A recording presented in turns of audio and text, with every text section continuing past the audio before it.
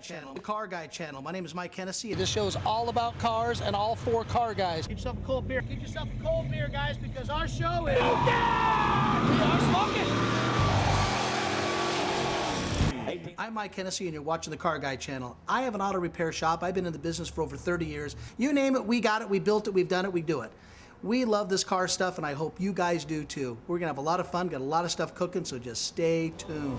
Well, I love you, darling.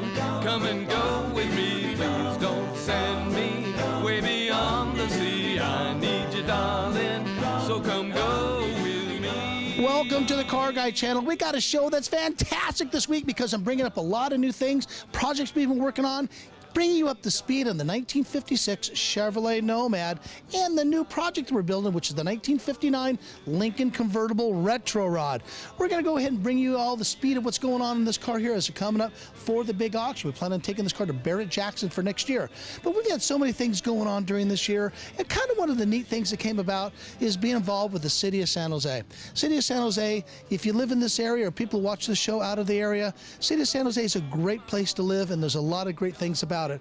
And my team and a lot of staff that I work with the 4th of July parade, to with our Toys for Tot drives that we do, and all the stuff with the city, went ahead and sent me a nice, beautiful letter and like to honor myself and, of course, some other members of San Jose with a gold medal for San Jose for 2018. It's kind of an honor to go ahead and get something like this, being called up stage, and the Mayor Sam Liccardo hands us something like this. It makes you feel good. It really does a lot for your ego and does a lot for what you do for the area.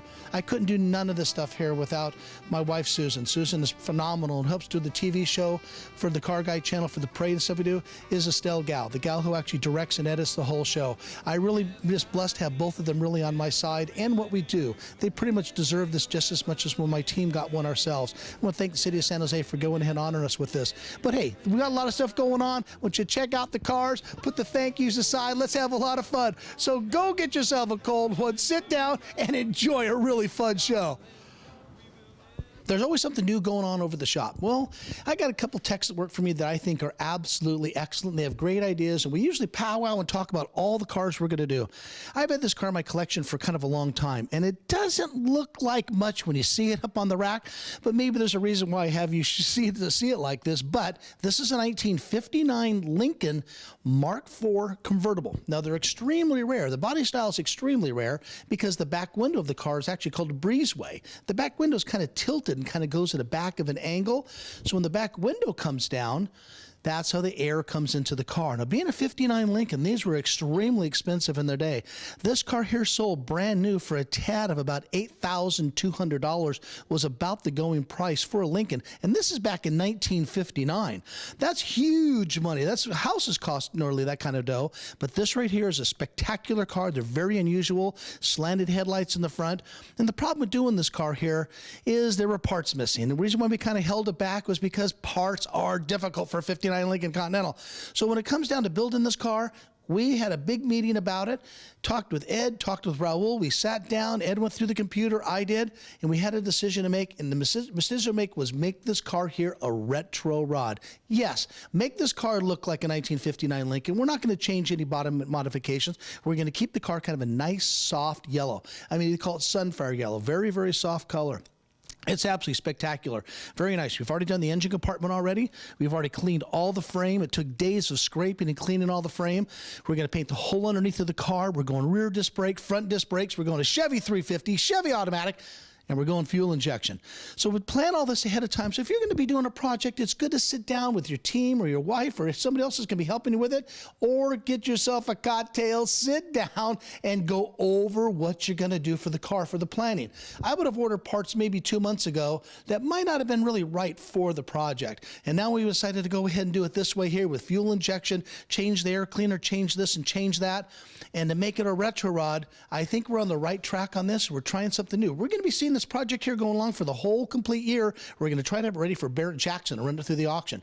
You never know what this type of car is going to pull, but being a 59 Continental convertible, they're extremely unusual, and I think they're going to pull a little bit more money when you go a retro rod, more so than the originals. So that's where the world's going with disc brakes, safety, and all sorts of crazy things. I think you're going to get a kick out of seeing this car. Now, a totally original car done for a 1959 Lincoln Continental, it would actually pull only so much amount of money. We don't get into all the facts and figures of the show, but we can. But these cars right here are definitely, you know, they're probably about $60,000, $70,000. It can be about that range for an original car. To make this car go back to original, it'd be costly and very, very time consuming. It'd have to be the labor of love. But building this car into a retro rod, I still think it's a great idea, and we're going forth worth. But here's some of the great things we're doing. All the suspensions, but all pulled down. We kind of laid out some of the A-arms for you to get all the bushings and all the parts needed to make this front suspension spectacular. And same, paint all the pieces individually. And I think what's going to really be the charm of this car here will be the detail. We're doing a lot of detailed issues, especially like painting these parts here the right color, all brand new bushings and ball joints, tie rod ends, you kind of name it, to make this spectacular. These came factory with power steering. They did have those type of options. There were things they did come with, you know, high and low options for things. Some were air conditioned, some were not. But we're going to go ahead and do this car, like I said, in the retro rod theme. And I've had people say that is a very, very unusual car, which it is. 1959 was the first year they decided to make this body style a convertible. And that's what made it kind of an expensive car in its day. But again, they only made 2,188 of these. That's all that's left really that's ever been made of this particular body style and being in a convertible. Going to the retro rod look, I'm kind of looking, some guys might going to say this car and say that's what I want because it's so unique and so different. But I think you're going to get a big kick out of seeing how things go. When Estelle gets a chance, she's going to get a camera and kind of show you the inside of the engine compartment in here since everything's at its bare. Now keep in mind, you'd say, why do we pull the body off the frame? Lincoln Continentals were a unibody car. There is no frame to these. So when we strip this thing here down, you're pretty much seeing a car that's down to a frame. And when you kind of check kind of behind us and to my right over here, there's a chain that actually holds the car down because it's so light. We have a chain to chain it to the rack, and we have another chain that holds it to the back of the car because we're putting the new disc brake suspension into the car of a 1989 Ford Explorer. So I have disc brakes in the rear, disc brakes in the front. That's going to make this car drive just like a brand new car. That's exactly what we're looking for, to have that kind of ride. We're not building a speed car, dragster car, a high performance hot rod. We're building a car that you can cruise and drive with performance. So take a look under the hood. You might get pretty much of a good idea what we're going to do here. We're pretty excited about this project because it's going really, really cool. Now, there's a lot of decisions been made. We've got the new transmission, and I do got to thank Summit Racing, and one of my best supporters of the show really is Winchester Auto Parts. They've been fantastic. Since they know we're building this project, they've been kind of very part-friendly for us, and I want to make sure we thank Winchester Auto Parts for their support in building this project because it's pretty neat. We call the car Mellow Yellow or Yellow Mellow. We're not really sure yet, but of course we come up with the idea of spray painting some of the parts. We're considering spraying the motor after the motor's completely brand new. Ed's went through this motor soup to nuts. We're talking this thing's a rebuilt, balanced, blueprinted motor. It's fantastic. And this can be painted. A little chrome glitter, polished aluminum here and there. We're going to paint the motor block itself the same color as the car. Maybe the transmission, but we'll have to talk about that one. But we're trying to make this thing here look really cool. But hey, there's a project we've been working on over and above the 59 Lincoln. Let's take you over and show you how we're doing on the 1956 Chevrolet Nomad.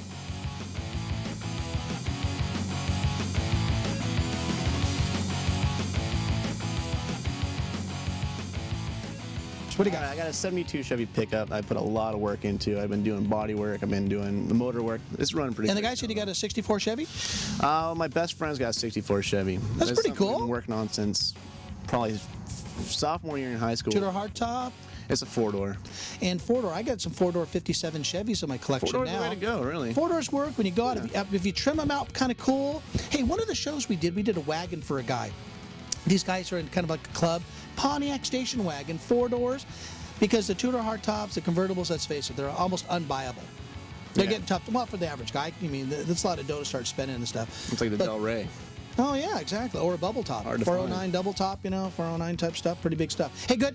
I got my orders of parts coming in. Let's make sure you get all you guys in there. We just got to let people know that, you know, you guys aren't, I don't want to say, it sounds terrible, but not you guys aren't the goofy parts guys. You know what you're doing. So if a guy calls up for a part, if you don't know exactly what he's talking about, you give him to someone who does, or they give him back to you. So I just kind of want people to know that. Hey, take care, bud. All right, man. Let's talk 1956 Chevrolet Nomad station wagon. I'm telling you, this project here has been absolutely fantastic to do. And doing this car here for Doug, Doug's been really patient. A lot of timing we have to work with, especially with our type of shop and how it gets done. But I'm telling you, we're very, very pleased. And I know Estelle's going to run across a lot of pictures that you really need to see on this particular project. You're only getting just a fraction of the pictures of all the work that was done. Most of our work in this car right here has been rust. Rust has been the killer on this particular project. You get started into it, you get digging into an area, and then there's rust. And then you get an area done. We've taken a grinder and went over the whole complete car and brought this whole car down to the metal. And it had so much work on it throughout all the years of owners, not just Doug or the previous owner. It could have been the previous owner, the previous owners of the previous owners, and could have done work as years went on. We must have taken off about 6, 7 different coats of paint on this car.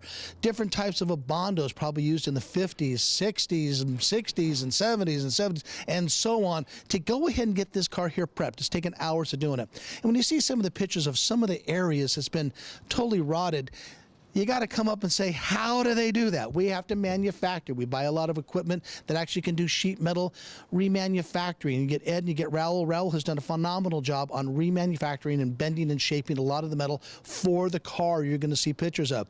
And it's kind of neat that some parts are reproduced. There's a new part that's reproduced. It happens to be we call it really the tailgate. And just to give you an idea, we saved this for you just to show you, this actually looks pretty decent compared to the rest of the car. But this right here has all been completely rusted out, and we weren't really sure exactly what to do. Finally, there's a company that remanufactures this complete tailgate. It wasn't easy to find. It was not easy to get. Custom special order. They don't really sell that many of them, so they go ahead and they make them or print them and stamp them when we kind of need them. And this piece finally came in. We'll show you that in the spray area in a few minutes, but the reason why we actually were going to attempt to repair the rust on this, it would have taken days. Taken days costs money. And I'm really, and that's why I'm really, really happy with Doug. Doug understands that, knowing the type of work it takes to go through this. And you can go and just still zoom in here, all these rust areas. If it's rusty this bad on the outside, just think what it's like on the inside. There's really no way to cure this. You can boil it in acid, do whatever you want to do. Then you have to soak it. It's a problem, and we wanted to cure this problem. So with the body, we're able to take care of a lot of areas. I say we're 90% on almost about everything on it that will always hold and do really well for the owner of the car. But I set this aside to show it to you. So when you see all the pictures of all the rust and all the issues, now you're going to see the car in the stage. It gets everybody excited about the project, and it regenerates the tech that's working on it. Even myself, being the shop owner, we're out here seeing how it's coming along and painting the car. Painting these cars are definitely probably the most difficult thing in today's business of the automobile restoration and repairing, because the type of paints we use here in California. This right here is a base coat clear. This right here is a GM jet black. The black is just absolutely stunning. And being how straight this car here is, I don't know if we had a camera that can tell you how straight this car is. This car here is straight as it gets all the way down. And of course, we can catch any of the flaws with the black. So we've actually, not the polish, that's the next step here, but we actually sand this car. We block it out. We block this car here, I'd have to say maybe 10 times to go ahead and get this thing here straight as we can. We have to come to a stopping point, but we got enough primer on it that it comes out very, very nice. Less primer, the better.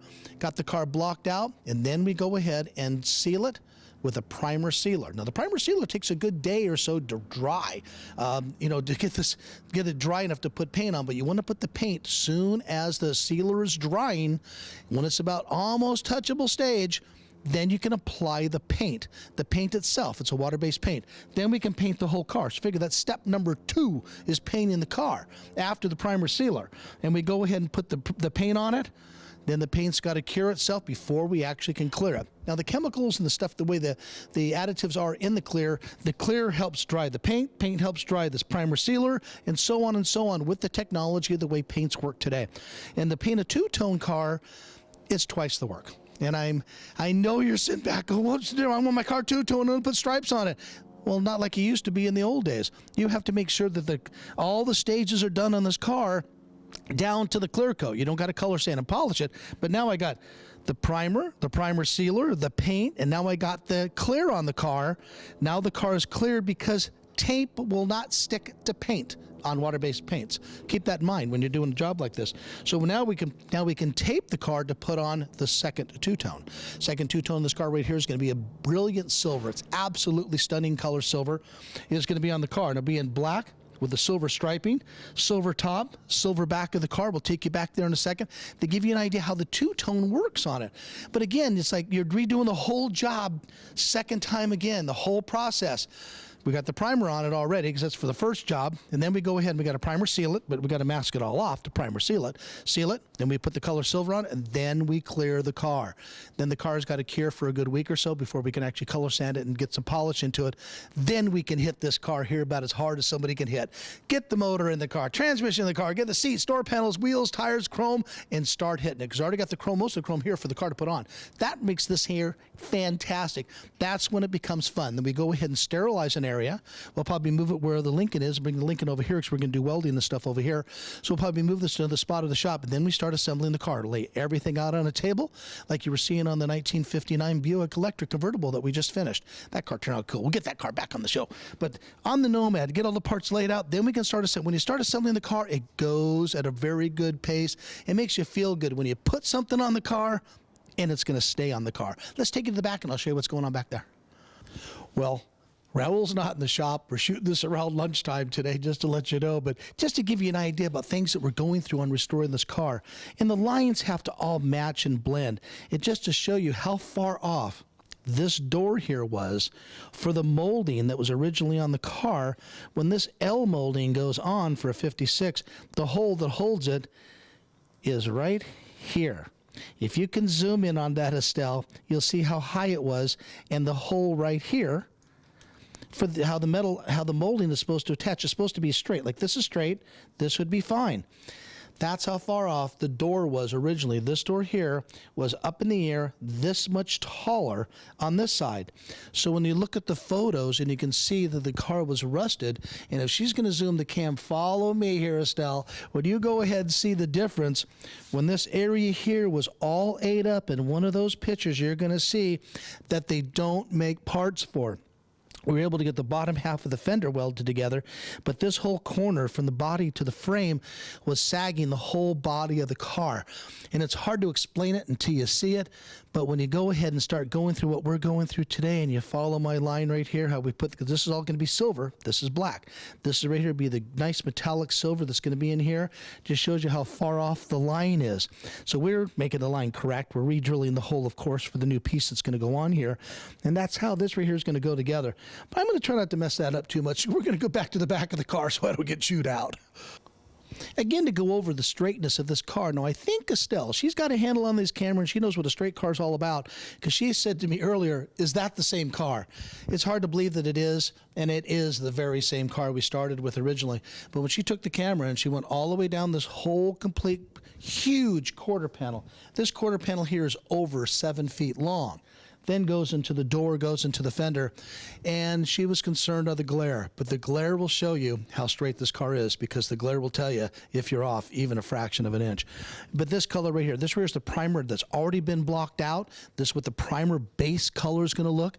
Then you go ahead and put the primer sealer on top of this, not to be repetitive. Primer sealer will go in here, paint, and then clear. Each stage has its own purpose to do. Now, up here on the top of the car, I'm not going to complain to the Nomad designer or a Chevrolet or make a phone call, but the thing is, it would have done any good anyway. They only made, in this particular year, 1955, they made a lot of Nomads. They made pretty close to 8,000 Nomads. In 1956, they made about 7,100 Nomads, and 57 was the lowest year production of the Nomads. But again, these were the most expensive cars really on the Chevrolet line also, was the Nomad wagon. But the problems that Nomad really had was they were prone to rust. So when you see him on the road, you see one out there to show or an event, if it's a nice car, shake his hand. You know he spent some money and he has one heck of a car. Because these cars here, the design flaws of them would hold water. Some like on some of the 60s models cars, if you look at some of the Camaros and GTOs, the Mustangs, all sorts of cars that had this slanted back window. Same with on the Chrysler products. The window slanted in the back, water would set in that groove, and that's where it eats up when they're outside cars. Recommend you to blow blow it all out. And guys know what to do now that have restored them and have a really nice car, and they want to keep them up. But some of the problems that we ran into on this car is this drip rail molding. This is designed originally water to come off of the roof of the car and catch the water and take it down. Well, if it takes it down, it's going to go down here. It doesn't go at an angle. This is not a spillway. This right here is where the water comes down, and generally it comes down into the car itself. And then when we go to the back, I'll show you why we had to replace the rear tub on the car. But we went ahead, and there's ways to kind of cure some of these things instead of cutting it out. These things are not available. You cannot buy drip rail moldings. What you need to do is we go ahead and grind this out, take care of any rust that we possibly can with some welding and whatever, did it the best we possibly can, and then you can mix some resin. You mix some resin, and we actually tilt the car. We lower the whole front or lower the whole back of the car, and we'll pour the resin in there. So Ed pours the resin in there, and it slowly goes down, and we go ahead, and we don't put a lot of hardener into it. We put a little bit just so the catalyzation will actually work and make it good and hard. So this right here will run inside the well and fill this here all up and seal it. Then we will go ahead and primer over it, primer seal it, and then put paint for the actual protectant. Now this, what we're doing is we're kind of covering every single part of the car, almost like you would powder coat something. And it gets all sealed and all done on the whole car, and that's what made this whole roof together really nice. And if you saw some of the pictures that Estelle's putting up on this, you're going to see where this area was completely ate out. And you got to sympathize with me for a sec. Where do you buy a roof for one of these? How do you do it? You have to manufacture it. And that's when the skills come in of somebody that knows what they're doing. And so when you have Ed and Raul kind of hammer it out, bend it, put it in all the process, all the tooling that we really have, use a leather over a piece of wood that's kind of curved, a wheel, all sorts of different ways and techniques to put this stuff here together. And that's where the craftsmanship comes into restoring cars. Putting parts on and replacing parts is not that difficult to do, but when you have to fabricate and make it, that's where the skill comes in. When you see all the pictures of all this area here, this is all completely done. That's why we're really proud of the project. And I'm going to take you to the back of the car where we took care of the wheel well. Check that out. It's pretty neat. The things I talked about earlier about the frustration. So I'm never a negative person. I'm always half full and always positive, ready to go. But when you get a guy working on the car and we're working on the back here, this piece of sheet metal, this was available. We were able to get this piece of sheet metal in. We welded this in. Here's where it goes, some of the frustration parts. Now, I'm going to go ahead and point. It's hard to see these right here, but inside these holes is another little piece of metal that has threads. Those threads hold the hinges for the tailgate to go back, up and down. Up here are the bolts that hold the latches that lock the tailgate after it goes up and down. So these holes, all the bolts, and I don't want to say every single one of them was rusted solid. You got to fix it. You got to cure it. The time to do it is now. You don't wait till after the car's painted. You got to cure this stuff. And that's when it comes to, I don't want to say the depression part about building one of these things. You really think you're getting ahead of the game, and all of a sudden, and it takes all day. You got to drill these, heat them up, tap them, grind them, so the new bolts are going to go into all these threads. So you got 4 here, you got 2 here, you got another 3 in there. Start doing the math, and that's what goes all the way around in this car. And we showed you earlier, one of the episodes before, and some of the pieces and some of the pictures you're going to see is the spare tire well. The spare tire well, it's all completed and it's all done. This right here is a rust inhibitor that we put on after we grind everything down here. We cut that all out. We have to weld this in, and we put a rust inhibitor, and then we will go ahead and just spray this right here with a standard base. Probably we're going to go black. Enamel paint will actually seal it, hold it down in case of moisture and other issues. We're going to be putting carpet down. Some guys might not even do it because all this does get upholstered, but it just helps me seal this car. Sealing is going to be the best thing in the world because, again, I didn't engineer it. It's the way it is. So, unfortunately, I think my client Doug will take good care of it and talk about these corners where water will come down. And like I said, it's not a spillway. The best rubber in the planet will probably hold this, but the best rubber in the planet is not going to seal it, no matter what you do. These Nomads were very well known for it. It is probably one of their weak points of the car, and a lot of cars have weak points. There's nothing you really can do. Customizers can do things, but that's not the way this job is done. This is supposed to be a retro rod 1956 Chevrolet Nomad with a good, powerful motor, good transmission, nice stereo system, and Doug wants it to keep it for the rest of his life and wants his family, pass it down to the grandkids, the whole bit. And I'm kind of excited for him to get it at this particular stage. This is when it gets exciting, because it gets pretty depressing when you keep seeing the car in primer every time and you're kind of repairing rust. That's when you say, oh, man, what a project. When you get the paint on it, I'm glad it got there. So this is pretty neat when you see the back of the car like this. Spare tire well is all completely done. That looks beautiful in the car. We'll be painting it, like I said, with the black. Back end will be nice. And this right here is the back end of the 56 Nomad. Kind of cool. Now, a few minutes ago, we showed you the actual tailgate that went up and down that was all rusted and all that. I finally got a tailgate, and I told you that we got it. We're going to show it to you. They're very, very hard to come by. And we got a tailgate for a 1956 Chevrolet Nomad, which is kind of cool. We kind of call this a prepping area. We don't do our painting here. We actually put all our big stuff in the spray booth to make it so it's really nice. But our prep work, we can touch up a fender, do that type of stuff here. But we go and spray most of our stuff really in a large spray booth. We get prepped this here. We get a little primer on this piece here, put a base color to see if everything's going to hold and everything done right. So this right here will be hanging in the air. But right now it's kind of a light sand. They're going to go ahead and put a color on it and make sure that nothing, you know, and no problems, no boogers in here, you know, that type of thing, to make sure it's really nice. But what I was pretty impressed with the stamping of this, they have the 2 holes that are drilled already, set up for the word Nomad that goes in the back of the car. And all the holes are set for all the spears that go, all these right here. You got the seven humps here for the 7 spears that go into the back of the car. There's really kind of a lot to a Chevrolet Nomad, and it's really kind of a neat piece, and we're really kind of proud to do this car. We're looking real forward to seeing this thing get finished. And the neat thing is, when colors on it, that means parts can go on it. And when parts go on it, that means the project is getting done. Welcome to the first toy and food drive. Big story behind all this. This has been put together in 5 days. Susan and I went down to Toys for Tots, and we went down over to the food bank to see how they're doing at Second Harvest Food Bank. I'm going to tell you right now, the need was so strong this year, it kind of put Susie and I both into tears knowing the help they needed. We dropped off a little check for both of these and said, you know what, on Tuesday morning we're going to send an email out. And car guys, I say this all the time, this is not being corny, this is straight from the heart. You folks are the best. I really want to call it Car G's. That means guys and gals. They were all here bringing in toys, bringing in food. It's been going on all day. We had some local politicians drop in, and I'm going to tell you, I think it's a real big part of this, what goes on. You see all the cars, all the people, and all the stuff, even if it was a little bit, it really means a lot. And again, early, we got some people show up. My good friend Dave Cortese, how you doing? I'm doing great, Mike. You know, Susan and I put these things here on, and I'm telling you, it was just kind of this was 5 days, Dave. Yeah. We sent an email out on Tuesday, and this is Saturday, and this is what goes on.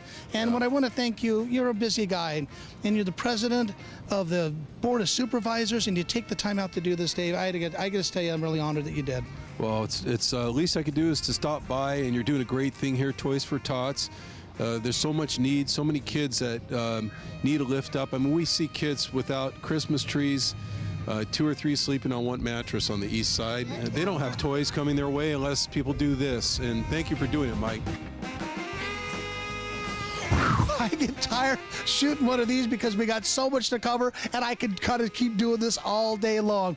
I hope you enjoyed the cars, and it's pretty neat getting involved with the different aspects of cars. I like collecting them. I like rebuilding them. I like restoring them. I like meeting all you guys and gals that have all these special cars. The car world is a gamma of everything. Different people with different interests in different types of cars.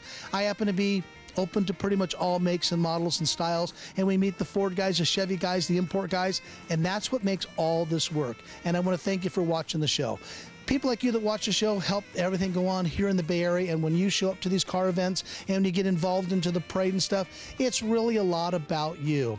And I really want to personally thank you, the viewers and people who get involved with the show. And I know if anybody out there knows myself and my wife Susan and met Estelle, you would basically know that we're sincere about this. This is not a money-making project. So a lot of stuff that we do is really for the community and a lot of stuff for the car world, and we're very dedicated to it. So to get back to the end of the show, I think we had a great time, and I hope you did too. So we'll see you next week, and God bless you.